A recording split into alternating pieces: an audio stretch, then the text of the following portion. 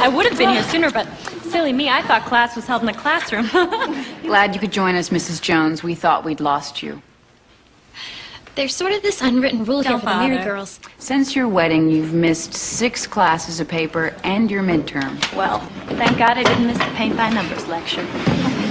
I was on my honeymoon, and then I had to set up house. What does she expect? Attendance. Most of the faculty turn their heads when the married students miss a class or two. Well, then why not get married as freshmen? That way, you could graduate without actually ever stepping foot on campus. Don't disregard our traditions just because you're subversive. Don't disrespect this class just because you're married. Don't disrespect me just because you're not. Come to class, do the work, or I'll fail you. If you fail me, there will be consequences. Are you threatening me? I'm educating you. That's my job.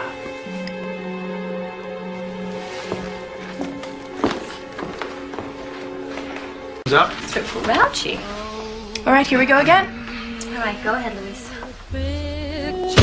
Wellesley girls who are married have become quite adept at balancing their obligations. One hears such comments as, "I'm able to baste the chicken with one hand and outline the paper with the other." While our mothers were called to the workforce for Lady Liberty, it is our duty, nay obligation, to reclaim our places into the future. One must pause to consider why Miss Catherine Watson, instructor in the art history department, has decided to declare war on the holy sacrament of marriage. Her subversive and political teachings encourage our Wellesley girls to reject the roles they were born to fill. Thank you.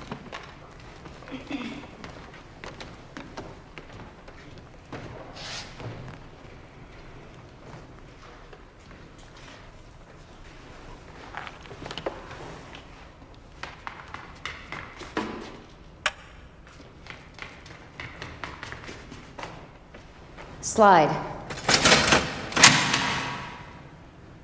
Contemporary art. No, that's just an advertisement. Quiet. Today you just listen. What will the future scholars see when they study us?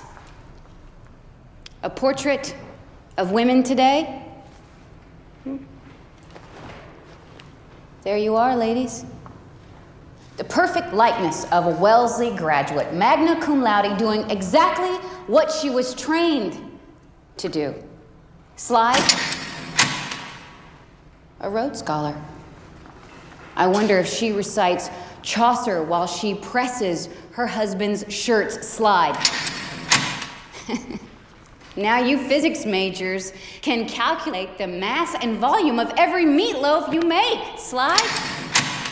A girdle to set you free. What does that mean? The roles you were born to fill?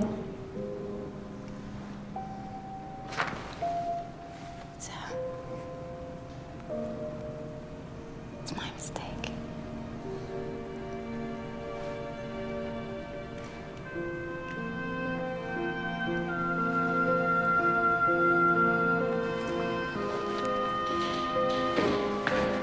Class dismissed. There's a quotation that Julia Roberts uses, "The roles you were meant to fill." Can boys tell me what roles are meant for girls? What are the roles that girls are meant to fill in those days? As a housewife, yes. As a mother. As a mother, yes. Backbone to the husband. Backbone to the husband? Support how? The family. Morally. Morally? Okay. Supporting the family. Supporting the family? Fine. What else? What roles were they meant to fill? Cooking food? Yes. Ma'am, basically they wanted the women, the girls, to be a homemaker, what they call a homemaker. Take care of their kids, to take care of their family at their home, while men would go out to work and everything. Yes. True. Now, how many of you girls are studying with a purpose? Can you raise your hands? Those who are studying with a purpose. Okay, you have a role to fill in life. What role are you planning on filling? Marriage is one part, Being a mother is another part, but the studying that you are doing, what is the purpose of that studying? What role are you planning on filling? To stand on my own legs, and I don't take support of others. Okay. To become independent. Very good. See, though the family might not need us financially to work, isn't it? You have the lower strata of society where the husband and the wife both have to work to make both ends meet. The middle class and the upper class, there might not be a necessity financially for the woman to work. But what would be the reason why this woman should work? To prove that women are not just meant to be homemakers. They are more than homemakers. They have the same, they deserve everything that men deserve. Like they deserve equal salary, equal respect in the society and everything. So for that. For that, okay. Also as individual? Yes, exactly. Seema. They have an identity of their own and they don't really have to depend on anyone, and they can do whatever the men are doing in general. So there should be no difference between a guy and a girl in most of the senses, like how there is right now in the society. Of course. And if you look at the movie, it is not today's society we are talking about. It is the 1940s, isn't it? Where many could not go to work because they had to go into biscuit factories and all to earn living, young girls. What would you look forward to in life? What would be your aspirations and dreams for life? Can you tell me? Can 5 or 6 of you break out in groups and then discuss and let me know? What would be the fantasies of a person who is very, very poor, who's going to finish his 12th, let's say you are in 12th, isn't it? You finish your 12th and then you are earmarked to go into some factory or industry as a maid or a boy. Okay? How would you like to escape from that? What would be the dreams that you would be looking at, fantasizing that you would be doing?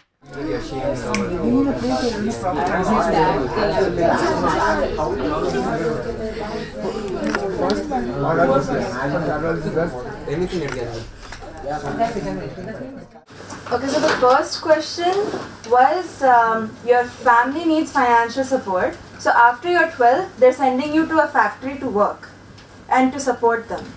So basically you need to find a way to escape. I mean, obviously no one wants to go to the factory, but they also have to support their family, right? So that's that. Good morning, I'm Navin.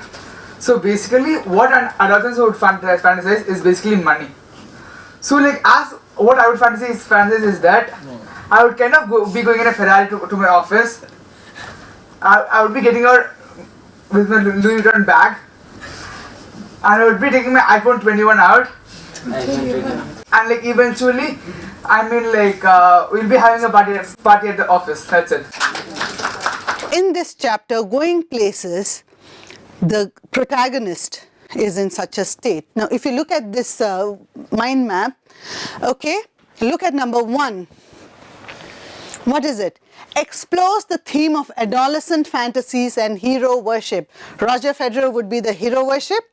Okay, so always dreams of big and beautiful things. Not only that, this girl also dreams of having a wonderful life, a good house, a good profession. Do you do that? Yes, ma'am. Of course. Like you said, Louis Vuitton and all these bags and iPhone 21. Right? Do you really need iPhone 21? No. Any phone would do.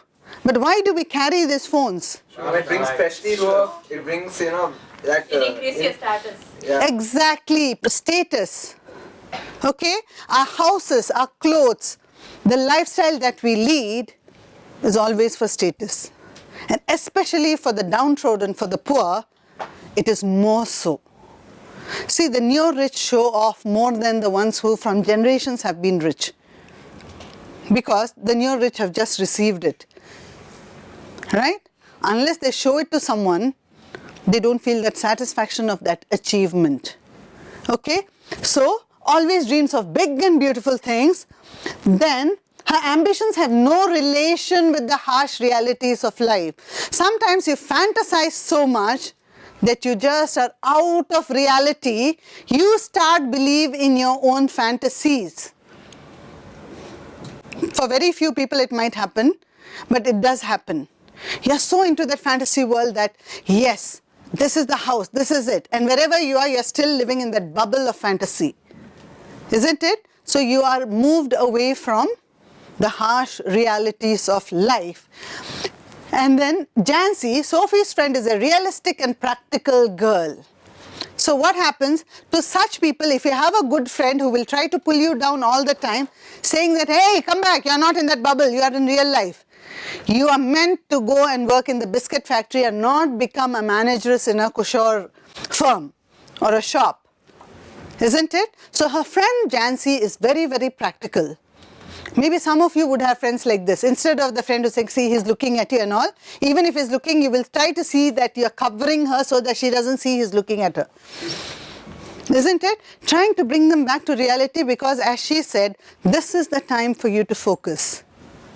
This is the time for you to lay the foundation of what your life is going to be tomorrow.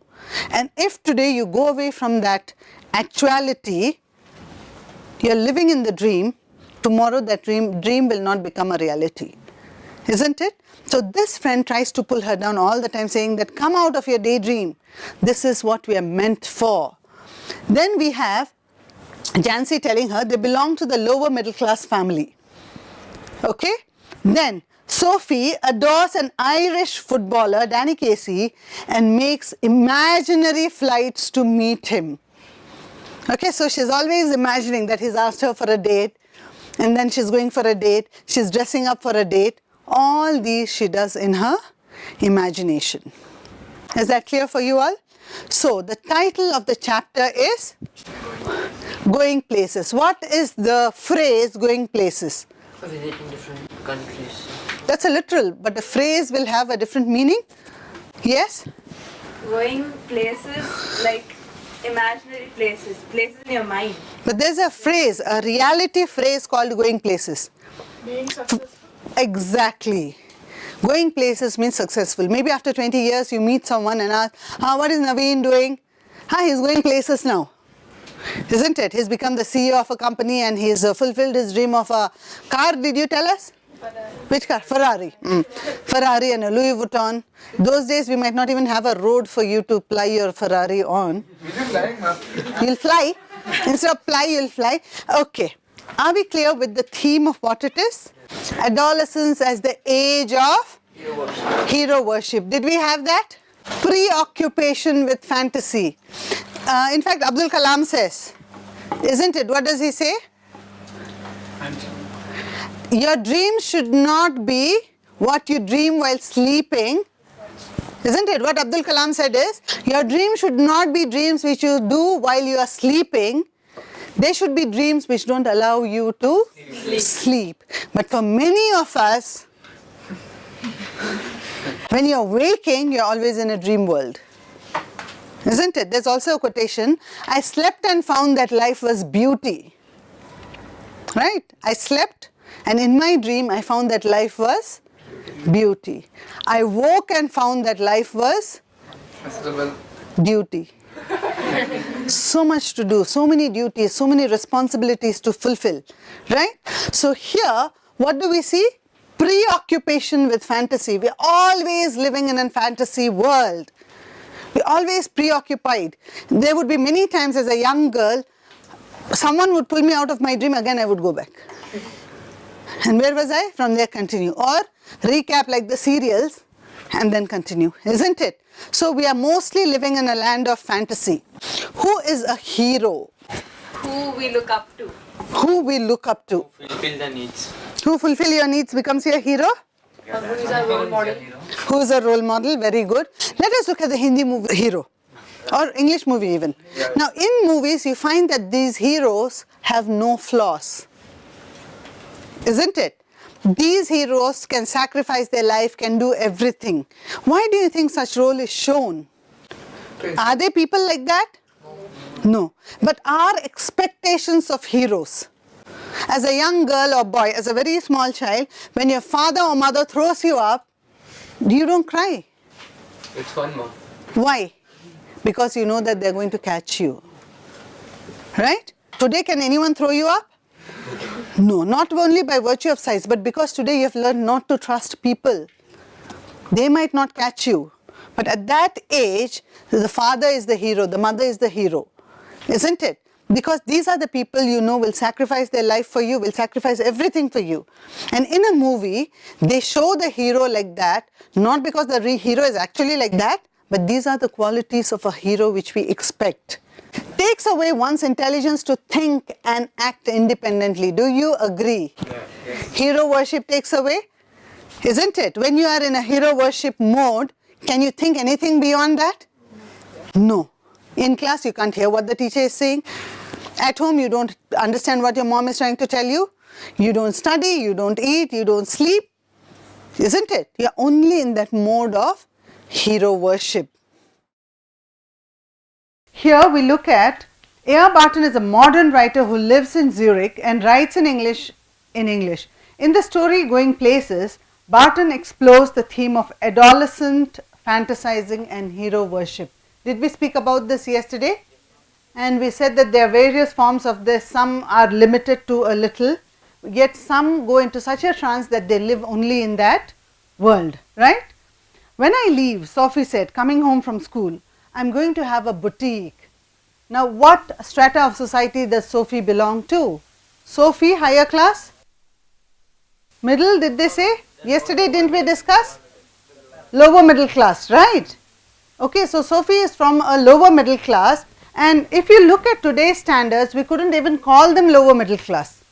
They are much lower than that because her father works in a coal mining quarry.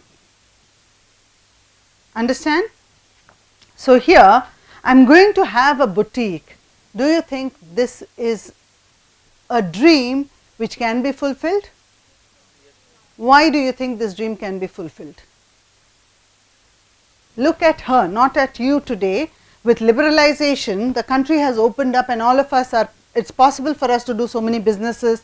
Entrepreneurship has become a very big part of our lives, startups we are calling them. But look at the age that this girl lived in. Would it have been possible for her to open up a boutique? Why? No financial support, yes. Skill. Isn't it? Maybe the skill would be lacking, and in spite of all this, even if she starts a boutique, the people who buy also might not have that finance to buy. When you have a demand, there should be a supply. When there is a supply, there should be a demand. So, if this dream of hers to become a boutique owner is not very easy to be fulfilled. So, what is her friend Jancy saying? Jancy, linking arms with her along the street, looked doubtful. Takes money, Soph, something like that. Isn't it? You are imagining too much. It will take money. I'll find it, Sophie said, staring far down the street. Take you a long time to save that much. Well, I'll be a manager then. Yes, of course, to begin with, till I've got enough. But anyway, I know just how it's going to look. Look at her immediately when she says, no, it's not easy to become a boutique owner. What does she say? Fine, then I'll become a manager. So, do you think she's consistent and persistent in her way? No, she just wants to dream big, isn't it? If you look at all the great people in the world, they were continuously consistent. Edison, how many times did he have to look at reinventing the bulb? 9,999 times, isn't it? And when someone asked him, you failed so many times, what did Edison say? First attempt I found that there are 99 ways of not making a bulb. Exactly. He said, I did not fail. I found out that there are 999 or 9,099 ways of not making the light bulb, and to make a light bulb you have 9,999 steps. When I leave, Sophie said, coming home from school, I am going to have a boutique. Jancy, licking arms with her along the street, looked doubtful. Takes money, Soph, something like that. I'll find it, Sophie said, staring far down the street. Take you long time to save that much. Well, I'll be a manager then. Yes, of course, to begin with. 12 got enough, but anyway, I know just how it all going to look. They wouldn't make you manager straight off, Soph. I'll be Mary Quant, Sophie said. I'll be a natural. They'll see it from the start. I'll have to the most amazing shop this city ever seen. Okay, please sit down. Then, when the friend said that you cannot open a boutique, it needs money which you do not have, she says, fine then, I'll be a manager. And the friend says, no one is going to take you and put you as the manager. Isn't it? To reach the post of a manager, you need to go through the salesman, different posts, then finally you will become the manager. She says, no, don't worry. I'm a natural. Mary Quant was a very famous manageress. So I'll also become, like Mary Quant, I'll also become the manager. Jansi, knowing they were both earmarked for the biscuit factory, became melancholy. She wished Sophie wouldn't say these things. When they reached Sophie's street, Jansi said, it's only a few months away now, Soph. You really should be sensible. They don't pay well for shop work. You know that. Your dad would never allow it. Or an actress. Now there's real money in that. Yes. And I could maybe have that boutique on the side. So when the friend says, they'll not make you a manager just like that, she says, no, I will. I'm a natural. Like Mary Quant, I'll become a manager. Then again, for some time, she realizes the friend is trying to place her back on earth. This girl is floating and flying. So the friend is trying to convince her, please be on land. Then she gets an idea. She says, fine then, I'll become an actress. Outside, what is she thinking? Boutique, Mary Quant, then actress, fashion designer, life is going to be beautiful. Once she enters the house, the father brings her down to reality with a thud, because the physical features of the house itself are very dilapidated, isn't it? She has nothing better to do, so she allows her imagination to go wild. Now she goes to the brother's room, and how is the brother looking? Grimy again, because he's working with a bike, isn't it? He's working with the mechanical tools and all that. But what is she doing? Looking at the brother, she's thinking that this is just the ordinary that I am seeing, but my brother is leading a very exotic life outside of this house. Because why is she thinking all these? What is making her think that her brother is leading a very exotic life outside? She's comparing herself. Okay. And isn't it in the book you read that she says prizing words out of her brother's mouth was like prizing stones out of the ground. The brother never spoke. He never shared a part of his life with her, and because he didn't share, she started thinking that he might have lots of secrets. His life is something which is forbidden for her, and she is making up her own story that he has an exotic life. He is doing something which he might not want to tell her, is what she is thinking. But in actual fact, he is a bike mechanic. What do you think he will be doing? He will be working at the bike factory or the mechanic shed that he works in. But for her, because she is not grounded enough, her imagination runs wild. And he is wearing what? A black leather jacket. Bikers usually wear leather jackets, isn't it? So she is imagining that he is sitting wearing a black leather jacket, and she is wearing a long frock with a cape, and that cape is flying in the air as they travel very fast. And when they reach the destination, the crowd gets up to applaud them.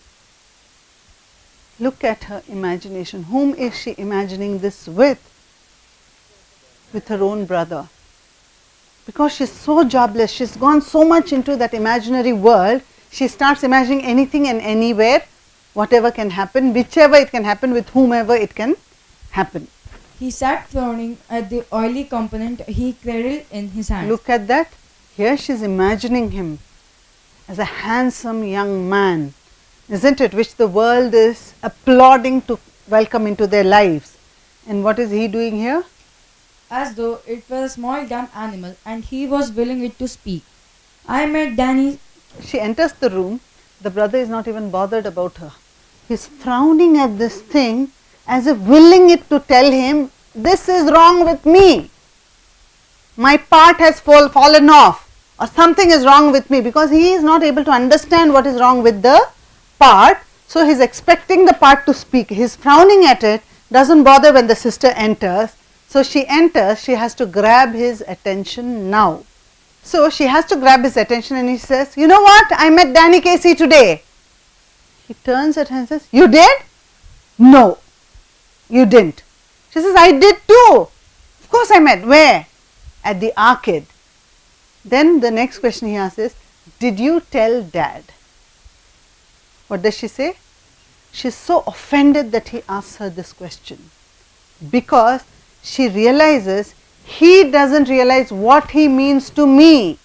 All my secrets I share first with my brother. How could he ask me if I have told Dad this? Because I never share anything with Dad first. The first person in my life is always my brother, and he has the audacity to ask me if I have shared this with my dad. You don't believe it, it's okay. I also don't believe it myself. There I was looking at the clothes, window shopping, and there someone comes and stands beside me. When I turn around, I find that it is Danny Casey. The father had washed when he came in, and his face and arms were shiny and pink, and he smelled of soap. He switched on the television, tossed one of little Dirk's shoes from his chair onto the sofa. Remember when she first entered, the father was grimy and sweaty and all. Now the father has washed himself and come, he's smelling of soap, and he's also tidier. So they're sitting down at the table, and the first thing Jeff says is, Sophie has met Danny Casey. Look at the father's eyes. His expression is one of disdain. Why? What was the brother's first reaction? He didn't believe her, isn't it? Yet, he's coming and telling his father. The father's first reaction is shock, disdain, disbelief. So, the father also first says, as if you would meet him. Then the brother now is saying, no, it's true, she met him. And the father says, you know what? I also met this famous person called Tom Finney. Do you remember I met him? And Jeff says, yes, Daddy, you already told us about it. Casey might be that good someday. Better than that even. He's the best if he keeps his head on his shoulders. If they look after him properly, a lot of distractions for a youngster in the game these days. He'll be alright. He is with the best team in the country. He is very young yet. He is older than I am. Too young really for the first team. You can't argue with this sort of ability. He is going to buy a shop, Sophie said from the table. Her father grimaced. Where did you hear that? Now, the attention is going away from Sophie again. Who has grabbed the attention? The father, isn't it? So when the attention is taken away, and the father is very happy with the attention he's getting, he's going on and on and on and on with his analysis and thesis. Suddenly again she wants to grab the attention, and then she says, he wants to open a shop. All turn to her and says, where did you hear that? And what does she say? He told me so. He muttered something inaudible and dragged himself round in his chair. The another of your wild stories. She met him in the arcade, Geoff said. See? So the father is sitting pleasantly eating, maybe shoving too much in. Suddenly when she says, he told me himself, he jackknifes into action. And then he says, is this another of your wild stories? What do you understand of this girl from this statement? Every other day she has something or the other, she makes up stories and comes and tells. So the father is skeptical, yet the father wants to believe, isn't it? So the father is listening to her. There's a part of him which feels that no, this is a story, it is not true. The other part feels that if only it were true. Geoff said, and told him how it had been. One of these days you are going to talk yourself into a lot of trouble, her father said aggressively. See, and the father says, just see, one of these days, with your imagination, you are going to go into it so deeply that you are going to get into trouble. You better be careful. Okay? See, look at the cautioning. He understands his daughter, because those same traits might also have been there in him. Jeff is not like that, isn't it? Jeff is very, very down to earth, working at what he has to do and not bothered about anything else. Whereas the father has or is akin to the same imaginations, and so he knows that the daughter might be telling the truth, but he also hopes against hope that the daughter might be telling the truth.